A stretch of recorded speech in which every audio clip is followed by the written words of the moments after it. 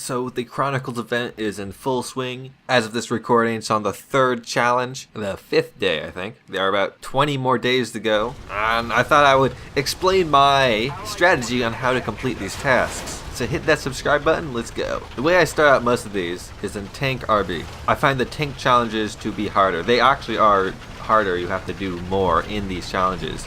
But the ones that I always go for are destroy 40 player-controlled vehicles, gain 2,000 score in 8 battles, and gain 10 victories. Destroy 40 players is pretty simple, and if you do any of the other ones, you'll probably have that one like half done. I do an RB because it's ×2. I believe it's ×3 in Sim, but it's hard to get into a good game in Sim. The first one I typically focus on is either the 2,000 score or the 10 victories. If you have any friends to play with, I would suggest going for the get supporting fire. It shouldn't be too hard. One of you machine guns the guy, the other one shoots them. Probably do it in like one game. The last one that I never really bother too much to go for is the destroy 11 player controlled vehicles using 1 tank in battle. Well, I never planned to not do this one. I do slightly attempt it, but I find that focused on it too much could generate too much stress and it'd make you end up overall sucking and make the rest of the entire challenge stressful and lame. So it's best to go for the easy flowing ones. And if you're lucky or got a good game, you can get it and not have to do the 10 battles.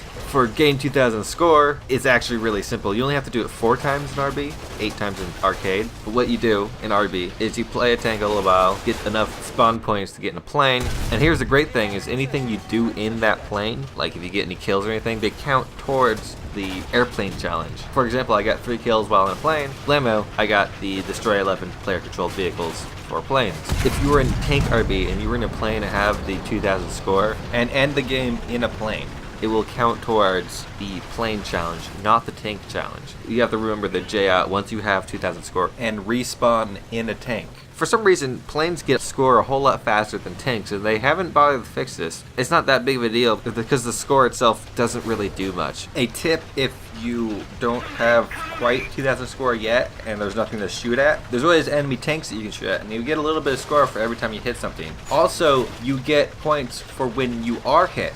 So taunting enemy planes and just doing strafing runs on your tank is also a good way to get some score. Once you complete the tank challenge, if you follow what I've been saying, you should have a bit of the plane challenges completed. So how you do the air challenges, it's a lot simpler. Once again, if you have a friend to do it with, supporting fire, go hunt some bombers in arcade. You only have to do it in 4 times, and there's no multiplier for realistic or sim for some reason. For gain 2,000 score in 7 battles, although you still have to do 4 if you're doing RB. Just ground pound. Take a ground pounder out and just light up those targets. You should get 2,000 score really easily. Destroying 3 targets in one game, I personally don't find it that hard, so long as it's not one of the weird, extremely off-balance matches. If it is one of those, do it in tank realistic. Bomb some tanks, shoot down some enemy aircraft. Airplanes are commonly spammed in tank RB, so there should be plenty of targets for you to shoot at. I suggest taking out a fighter and attach a bomb. In destroy 30 player controlled vehicles, this one actually is rather easy. You always want to save it for last, don't try to go for this one first. But once you've completed 2 other challenges, I'd suggest do this one in arcade. Why arcade? Because things die easy, you have more than 1 life, so in case you screw up, and the queue times.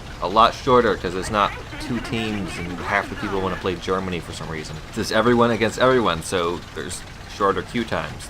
Typically. As these go on, there's less people in the arcade battles because I guess it's only the hardcore people who stay on long enough. But if you follow what I've been saying, it's rather easy to do. Now you're gonna need about rank 3 in Russia, Germany, and US, if I remember right, to be able to participate in all the battles. But luckily there are 2 battles per task. I personally like to do 1 task a day. If you've enjoyed this video, hit the like button. If you didn't like the video, hit the dislike button. If you want to see more, subscribe. I make news videos for War Thunder every weekend, and I like to throw in some random videos throughout the week. So hit that subscribe button, hit that bell icon if you want to be notified whenever I upload anything. Thanks for watching and have a great day.